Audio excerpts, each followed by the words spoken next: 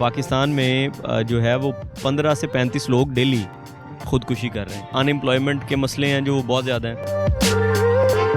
आप अपने best friend के पास रोते रोते आते हैं और बड़ा गम बताते हैं, बड़ा दुख बताते हैं और वो आगे से हंस पड़ता है। फिर आपका जो दिमाग है ना, आप अगर वो न्यूरो साइंसेस पढ़ें तो उसमें आपका दिमाग बड़ा क्विकली ऑपरेट कर रहा होता है, नैनो सेकंड्स के अंदर। जिनके पास कमी भी नहीं है किसी पैसे की, किसी भी चीज़ की, लेकिन फिर भी वो डिप्रेशन का शिकार रहते हैं।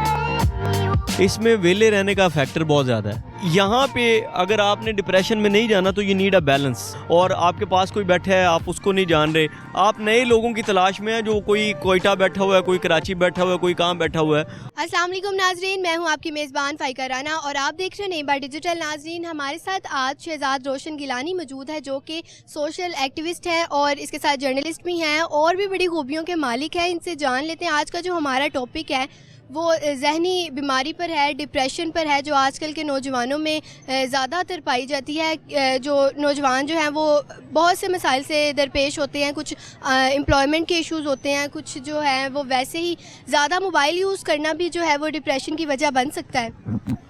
देखें, आपने अपने सवाल में बहुत सारी चीज़ें बताई हैं। यकीनी तौर पे ये सारी चीज़ें ही डिप्रेशन का बाइस बनती हैं।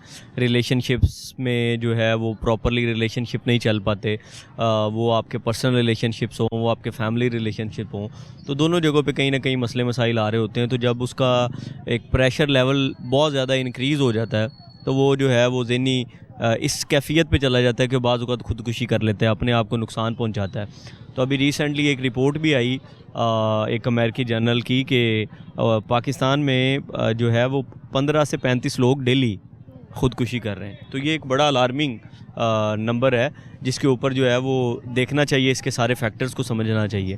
तो अनएम्प्लॉयमेंट के मसले हैं जो बहुत ज़्यादा हैं। फिर अनएम्प्लॉयमेंट के बाद आपको पता है प्रेशर्स बहुत ज़्यादा है, ठीक है। तो ये सारे मसले जब इकट्ठे होते हैं तो अल्टीमेटली उसका रिज़ल्ट ये निकलता है कि कोई अपनी ज़िंदगी से हाथ धो बैठता है।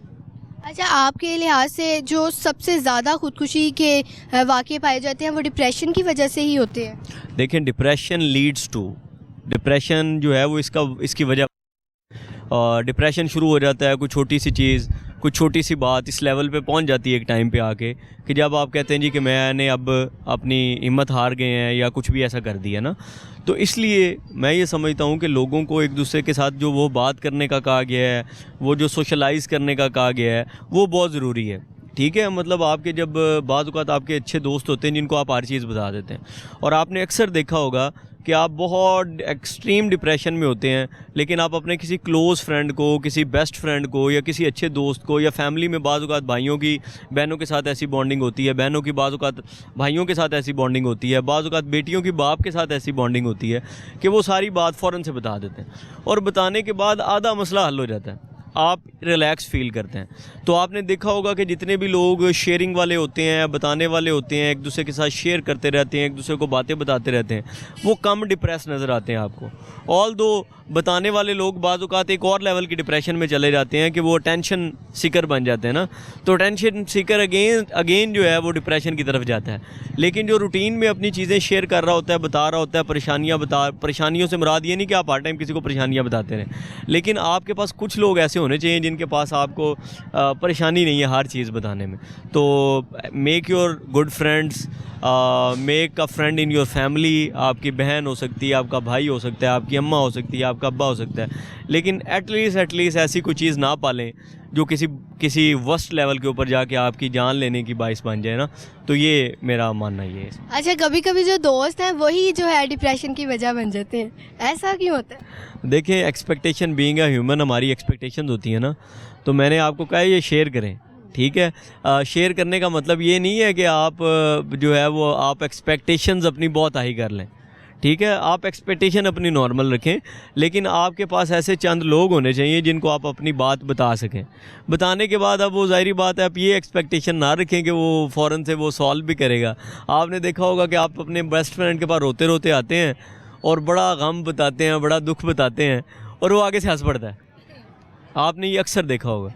तो वो आगे से वो ये भी कह देते हैं कि भाई कुछ नहीं होता, सब ठीक हो जाएगा। हाँ, तो हालांकि उससे कोई प्रैक्टिकल फ़र्क नहीं पड़ रहा, लेकिन वो जो बताने की हील है ना वो हो चुका हुआ है, वो प्रोसेस हो चुका हुआ है जो आपने अपने अंदर पाला हुआ है। वो अंदर से अंदर पता नहीं आपको क्या, फिर आपका जो दिमाग है ना, आप अगर वो न्यूरो साइंसेस पढ़ें तो उसमें आपका दिमाग बड़ा क्विकली ऑपरेट कर रहा होता है नैनो सेकंड्स के अंदर। तो यही कहूँगा, एक्सपेक्टेशन अपनी मुनासिब भी रखें, लेकिन चंद लोगों को सुनते रहें, चंद लोगों को सुनाते रहें। मैं आपके साथ अपना ना एक रिग्रेट शेयर करूँगा। मुझे एक रिग्रेट है एक बंदे को लेके ना।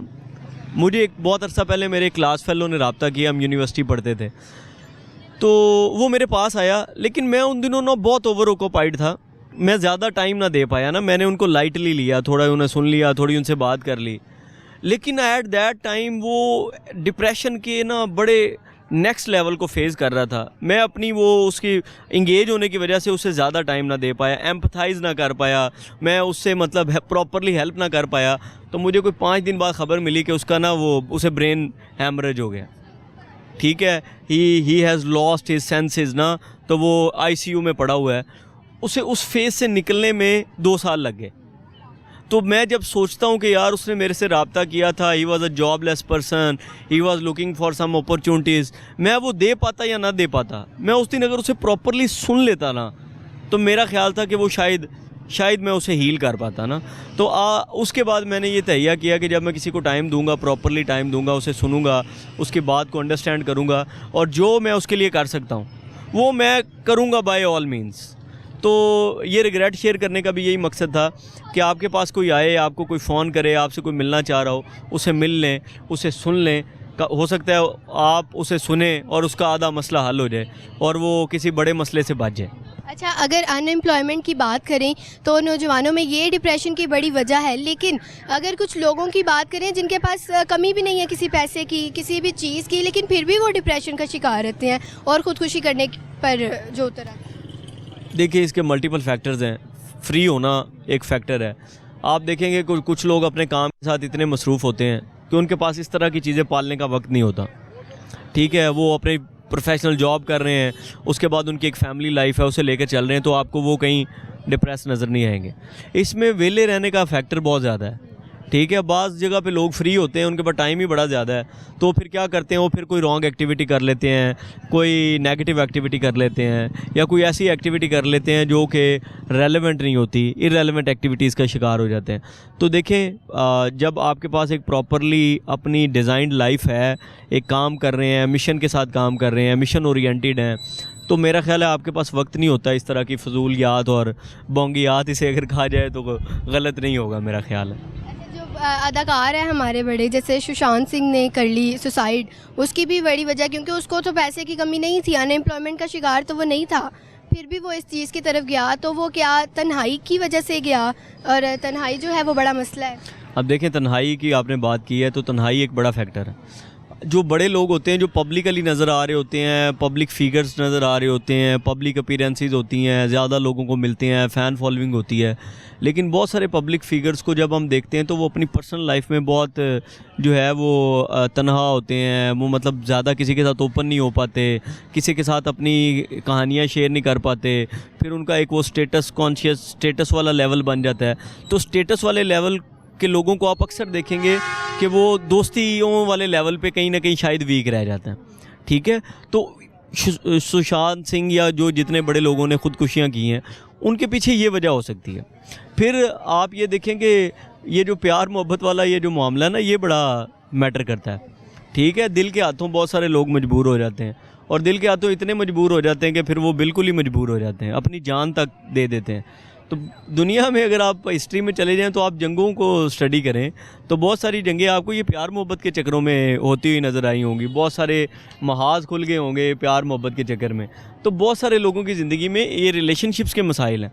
ठीक है, उनकी दोस्तियाँ हैं, उनकी किसी मोहब्बत ऐसी बंदी के साथ है, या किसी बंदी की ऐसे बंदे के साथ मोहब्बत है जो मिल नहीं रही, और ना मिलने पे वो फिर जो है वो उस लेवल पे चला जाता है, या उसकी फुलफिलमेंट नहीं हो रही होती, उसके साथ कोई एडजस्टमेंट नहीं हो पा रही होती, तो वो अपने आप को जो है वो नुकसान पहुंचाना शुरू कर देता है, बाज़ औक़ात जान भी दे देता है। अच्छा, लास्ट क्वेश्चन मेरा आपसे ये है कि मोबाइल फ़ोन्स का जो यूज़ है वो ज़्यादा करना चाहिए या कम करना चाहिए, क्योंकि अगर हर चीज़ की एक्सेस जो है वो हमारे लिए बुरी है तो मोबाइल फ़ोन्स तो आजकल सारी जनरेशन जो है वो बहुत ज़्यादा यूज़ करे। ये नहीं कि सिर्फ बच्चे करें या जवान करें, बूढ़े भी जो हैं वो आजकल फ़ोन ही यूज़ करें। अच्छा, मैं बहुत से बड़े लोगों को मिला हूँ, बहुत से सीईओज़ को मिला हूँ, कामयाब लोगों को मैं मिलता हूँ, मेरा ये काम है। तो मैंने ये फाइंड आउट किया बड़े लोगों में कि बड़े लोगों के पास ना मी टाइम, एक तयशुदा मी टाइम है, ठीक है, वो उनका टाइम है और वो उसी टाइम के ऊपर वो अपने आप को टाइम देते हैं, अपने आप को सुनते हैं। और फिर जब उनका मी टाइम क्लियर है तो फिर वो डिप्रेशन में आपको कभी नज़र नहीं आएंगे, ठीक है। तो जो लोग मोबाइल बहुत ज़्यादा यूज़ करते हैं, even though I am also that person कि मैं बहुत ज़्यादा मोबाइल यूज़ करता हूँ, मेरा बहुत ज़्यादा इस्तेमाल है, लेकिन एटलीस्ट वो जावेद चौधरी साहब का एक कॉलम है, उस पर उन्होंने लिखा, उसमें उन्होंने लिखा कि डिजिटल फास्टिंग के ऊपर उनका एक आर्टिकल है, ठीक है, कि मतलब आप अपना तय कर लें कि यार ये घंटा जो है ना मेरा, ये मोबाइल लेस है, ठीक है, और ये आप कर सकते हैं। मैं मतलब लास्ट टाइम मैं वो हमारे उस्ताद मोहतरम है एजाज़ बुखारी साहब, उन्होंने ना एक हैप्पीनेस बास्केट का नाम दिया एक चीज़ को। उन्होंने कहा कि फैमिली बैठे ना तो एक लॉक वाली बास्केट हो, उसमें सारे मोबाइल रख के लॉक लगा दें। आपने देखा होगा कि आप बैठे हुए हैं बातचीत करने के लिए और एवरीबॉडी इज़ यूजिंग फ़ोन, ठीक है। तो यहाँ पे अगर आपने डिप्रेशन में नहीं जाना तो यू नीड अ बैलेंस। हम बैलेंस खो जाते हैं मोबाइल के इस्तेमाल में ना, और आपके पास कोई बैठा है आप उसको नहीं जान रहे, आप नए लोगों की तलाश में हैं, जो कोई कोयटा बैठा हुआ है, कोई कराची बैठा हुआ है, कोई कहाँ बैठा हुआ है, और जो आपके पास बिल्कुल पास बैठा है वो उसको आप इग्नोर कर रहे हैं। तो कोशिश करें मोबाइल यूज़ करें, उसका पॉजिटिव यूज़ करें, उससे सीखें, स्किल्स हासिल करें, अपने आप को डेवलप करें, पढ़ने के पॉइंट ऑफ व्यू से लें, लेकिन एटलीस्ट आपका पूरे दिन में कोई 2-4 घंटे, बहुत ज़्यादा हैं शायद ना हो पाएँ, तो कम से कम कोई 1 घंटा, कोई 2 घंटे मोबाइल लेस होने चाहिए जब आप मोबाइल अपना साइड पे रख दें, ठीक है। तो मैं I am working with a women lady now a days, मैं कंसल्टेंट हूँ उनका। तो उन्होंने मुझे एक दिन बताया कि आफ्टर 11 o'clock वो किसी भी प्रोफेशनल मैसेज का रिप्लाई नहीं करती।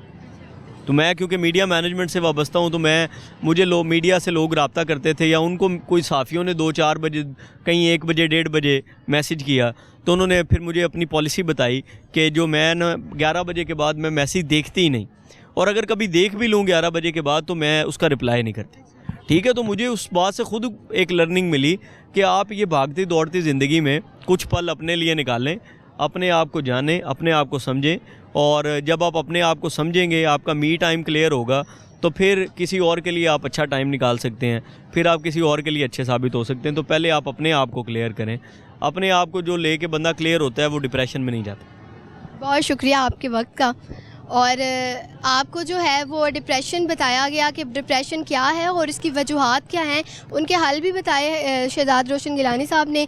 तो इसी के साथ अपनी मेज़बान फ़ाइका राना को दे इजाज़त। अल्लाह हाफ़िज़।